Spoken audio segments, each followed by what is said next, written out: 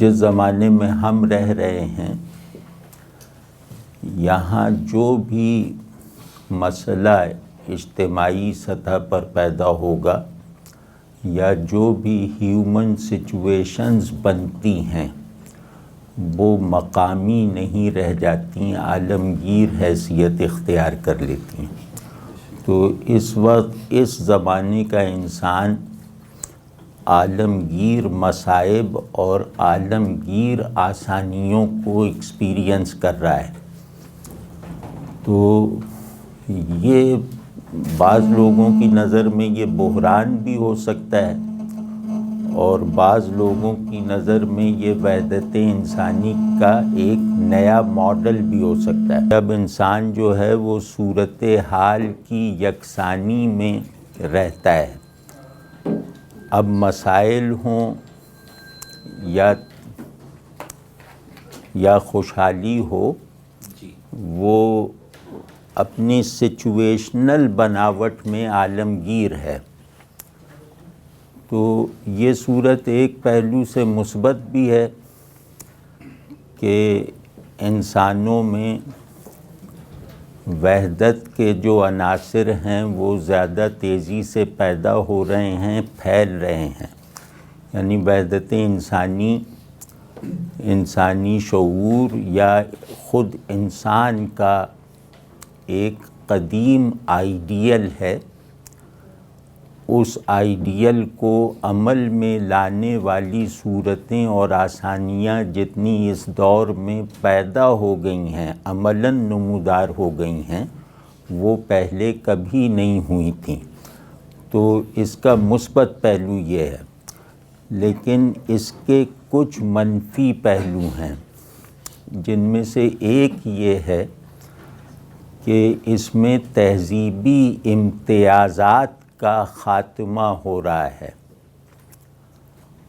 اور ریاست کو سوسائٹی پر ایک غیر فطری جابرانہ غلبہ حاصل ہوتا جا رہا ہے۔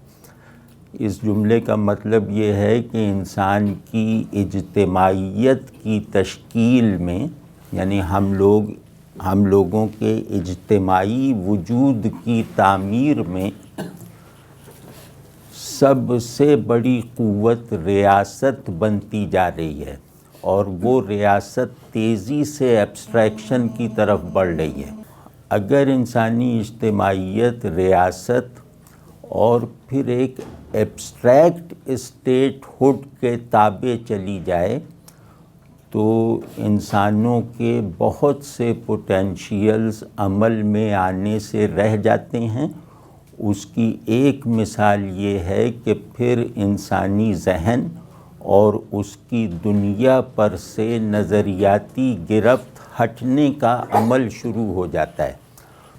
ایک گلوبلائزڈ ورژن آف ایونٹس اور گلوبلائزڈ ورژن آف ہیومینٹی نے ان تہذیبی امتیازات کا خاتمہ کر دیا ہے جن امتیازات کے نہ ہونے کی وجہ سے انسان کے بارے میں درست تصور باندھا نہیں جا سکتا۔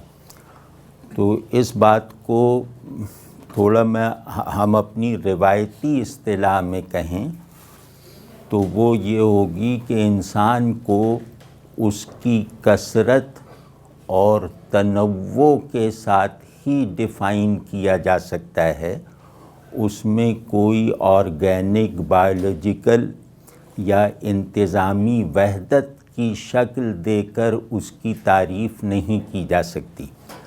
تو موجودہ جو صورتحال ہے، موجودہ جو مزاج آدمیت ہے، اس میں سے یہ عنصر ختم ہوتا جا رہا ہے کہ انسان اپنی کثرت اور تنوع کے ساتھ وجود رکھتا ہے اور اس کثرت اور تنوع کی موجودگی ہی میں اس کے درمیان وحدت کے امکانات پیدا ہوتے ہیں۔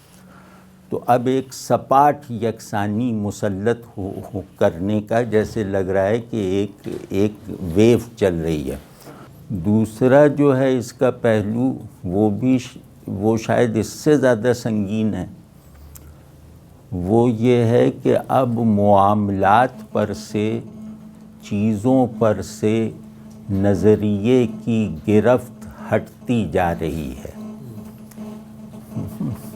تو اب چیزوں کو نظریاتی پرسپیکٹو سے دیکھنے کی عادت رفتہ رفتہ چھوٹتی جا رہی ہے۔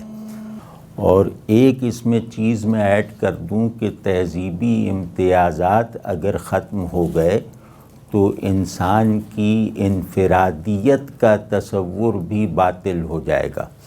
انسانوں میں انفرادیت کا خمیر جو ہے وہ تہذیبی امتیاز سے اٹھتا ہے، تہذیبی یکسانی سے نہیں۔